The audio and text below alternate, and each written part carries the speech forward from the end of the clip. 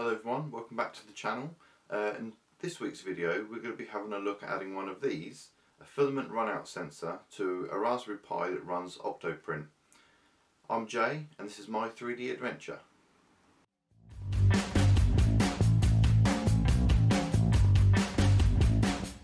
Okay, so we want to fit a filament sensor to our printer. So let's have a look at the actual hardware we're going to need to do that. So obviously the first thing we're going to need is the filament sensor itself. Now this one is from a company called Triangle Labs, and they have a shop on AliExpress, and they actually sent me a few different things when I was building the D-Bot, but never got around to actually fitting the filament sensor, so we're going to do that now. And basically all it is a micro switch inside this little case that when the filament is passed through, it triggers or it closes the switch, and obviously when the filament runs out it opens the switch. So there's a state there that we can detect. So one of the good things about this sensor is that you can actually link multiple ones together. So if you've got a dual extruder set up or even a quad extruder set up with each feeding its own filament, you can detect individually which one would run out, which is really good. So there's not a lot really to say about the sensor other than what I've just said. You could use just a normal micro switch if you really wanted to. There are plenty of printable cases on Thingiverse. So the next thing we're going to do, because we're going to be adding this to our Raspberry Pi setup, which is controlling our printer via OctoPrint, we'll just have a look at the Raspberry Pi here. So Raspberry Pi it's a little control board that has the options for inputs via a thing called a GPIO pin. So you've obviously got your USB ports and other inputs, but what these will allow us to do is detect when the switch gets triggered by monitoring a certain GPIO pin to see when it goes high or low. So what we need to do with the Raspberry Pi to start with is to identify what pin we're going to be using. Now you could do this just by googling for GPIO pins and you'd have a little picture, but what I've got is this little keyring here from Pimeroni, or is where I got it from. But basically what this does is it sits on top of the header, the GPIO header, like so. I don't know if you can see that.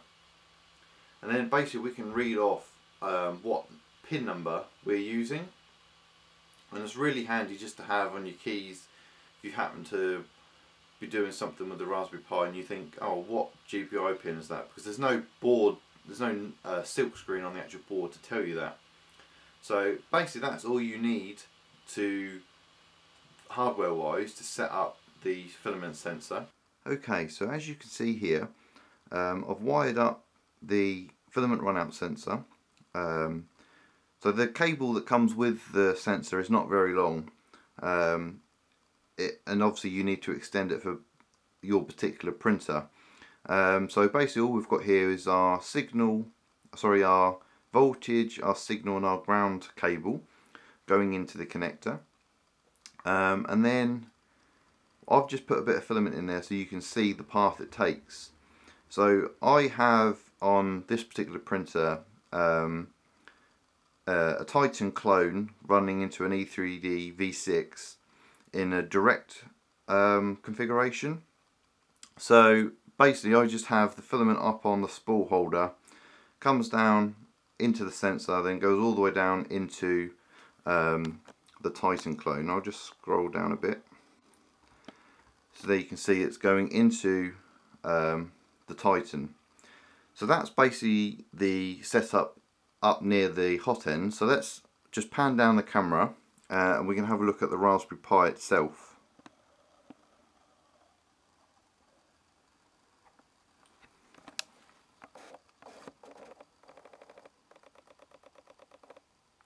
There we go. So as you can see, I've wired it up to the Raspberry Pi, and you'll notice that I've got actually an extra little board here, and this is called the on-off shim from Pimeroni. and I can go into detail on that if it's required in another video. But what it basically allows you to do is turn on and shut down the Raspberry Pi via an actual button rather than through the software. But for today, let's just concentrate on the sensor. So as you can see, I've got the filament runout sensor wired into 3 pins. So a voltage, a ground and a signal. So the voltage in this case is one of the 3.3 volt pins from the Raspberry Pi. And that's sufficient just basically to power the LEDs that are in the filament runout sensor. I did have it connected to 5 volts and I personally didn't have any problems with that, but it's probably safer to run via the 3.3 volt pin because you don't want to back cycle any voltage into the GPIO pins. So yeah, so that's basically how it's wired up. And what we need to identify is what GPIO pin we are using on the Raspberry Pi. So if we look at our example that we had, I don't know if it will be clear enough on the video. Let's see if I can focus it a bit better. There we go. So we can see on there that we are using I believe GPIO pin 24. So again, doesn't matter which one you're using, you just need to identify it and remember it for when we set up the software. So that's the next thing we'll do. So I'll switch over to a screen capture software and we can look at the actual setup.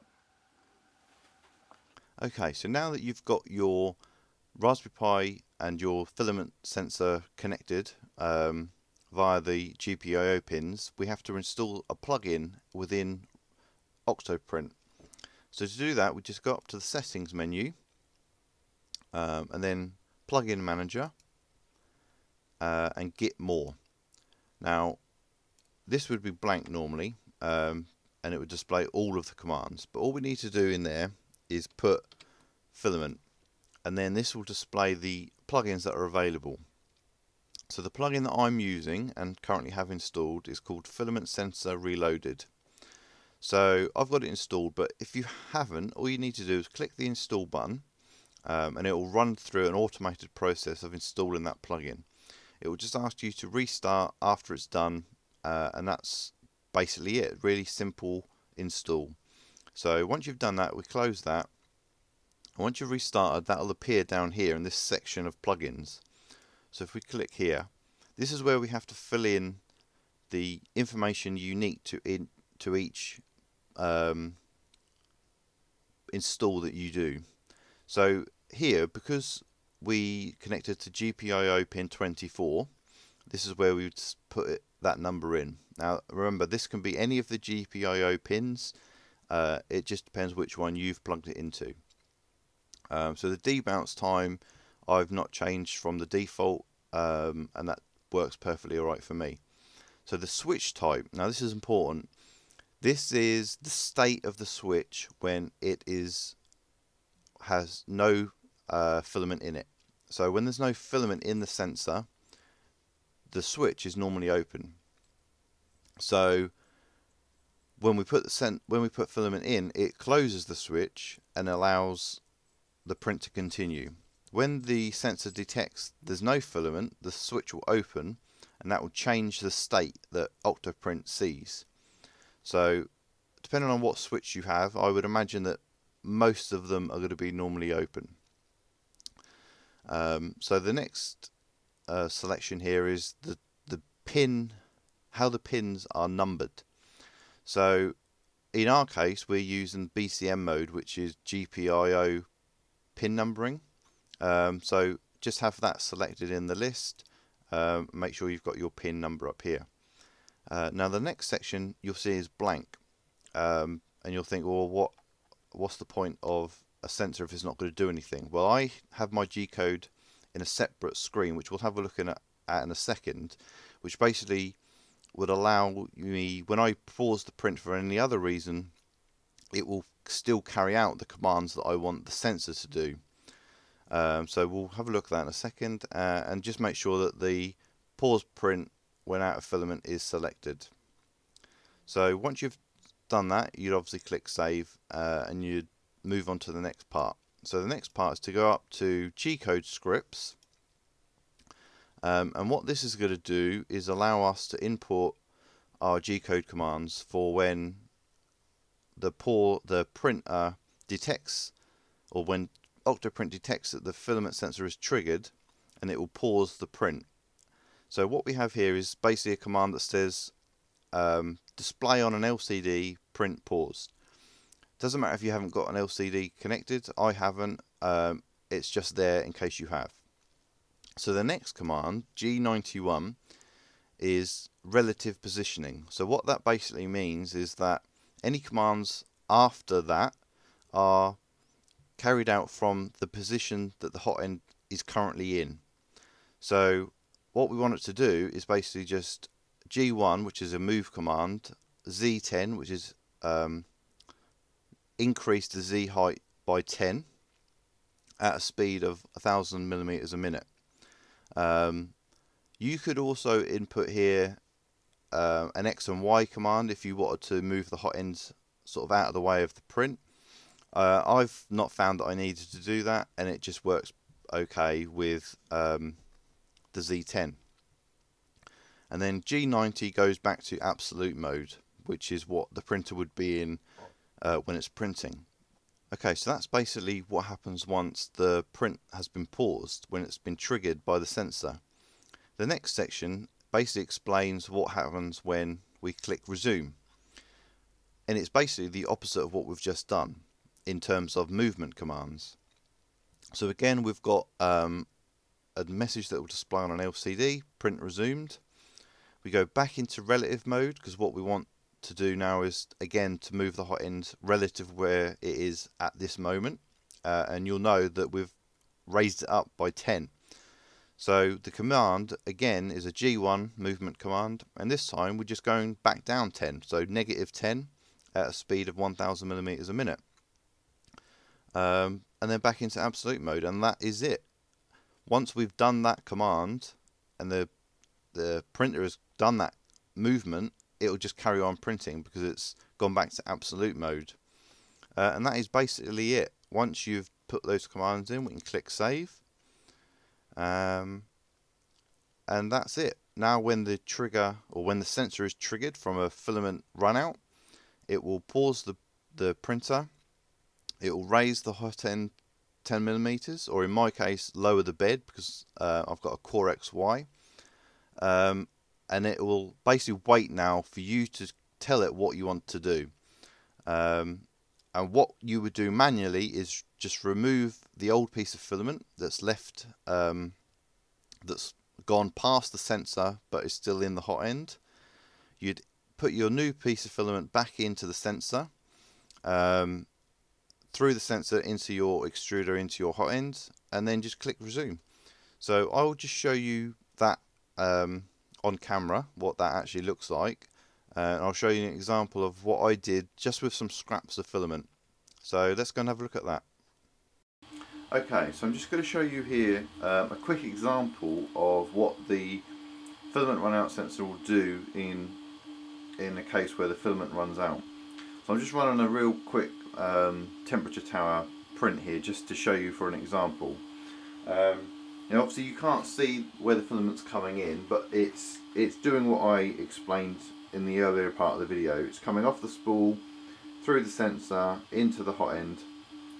And what I'm going to do is I am literally just going to snip the filament. So the filament is now running through as it normally would, but it's going to run out in a little while. So what I'm actually going to do is I'm going to swap it out for some yellow filament so you can actually see the change. And I'll explain basically what it does when it does it. So the filament has now gone through the top of the sensor, and it's making its way through the rest of the... So it's actually going to be up near the switch fairly soon. What I'll do is I'll move the camera in a second once we've done this change, and I'll show you what it actually does. So there we see that the printer has detected the filament has run out. So everything still stays on, the hot end stays on, the bed stays on. And if I just take that off, and you might be able to see it, that we've got a red light showing. So what I'm going to do, I'm going to take the bit of filament that's left in there out, and I'm going to put in that yellow filament. Now obviously what we need to do is to go back through the sensor, so that we then basically are resetting the sensor. Now this is a manual process, so what we've got to then do is put the filament back through the extruder,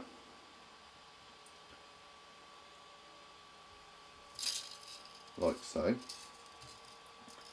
and what we'll do is we'll push a bit through so we know it's coming through, put the sensor back in place. Now what I normally do is try my best to clear up what we left behind. So I would then, on a separate screen, click resume. It's now gone back down to where it was, and it's basically just carrying on. So we'll let that run for a second, just so you can see that the filament's coming through basically as it was, but with a different colour. So hopefully you can see that, and we'll just let that do a couple of layers. Now well, this wasn't a particularly, I didn't do this particularly well, this change. It wasn't as clean as I'd like. But you know, if you take your time, you can make it look as if there's no change whatsoever in terms of like little niggles of filament. So what I'll do is I'll just reposition the camera, and I can show you what happens when we cut the piece of filament. Okay, so I've repositioned the camera, and I'm now about to cut this yellow filament as well. So let's just cut that. So you might better see, there is now the end of the filament, and we'll just let that run through. And once it gets a bit closer, I'll see if I can show you an actual picture of it passing through the sensor. So it's quite good that the sensor's clear so that you can actually see what's happening. And because this uses a physical switch rather than like an optical switch, you can use transparent filaments. It's literally the filament itself that's triggering the switch. Oops. So if I try and stand here, you can see that the filament is passing through the switch there. So it's now gone from the top of the sensor, and it's actually passing through.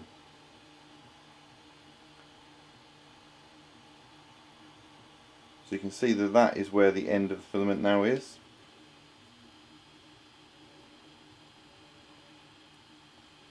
And you'll see it's quite quick once it triggers.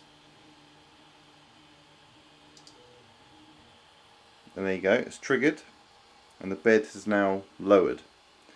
So what we would then do is we take that sensor away, which allows us to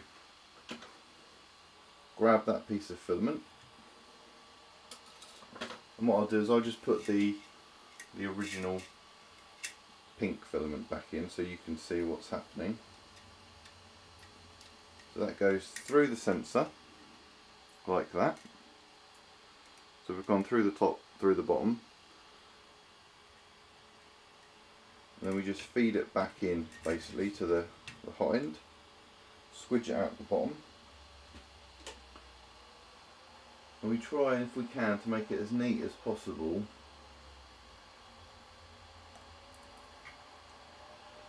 So that's that done, and I just click resume,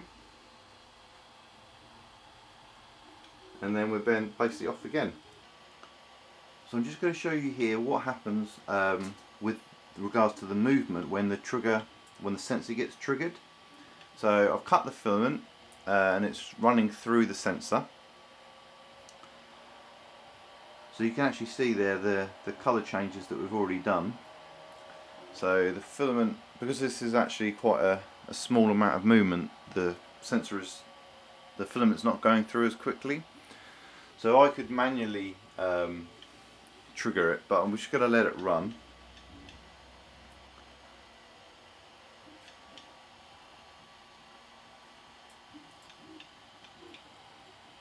So it's nearly at the sensor.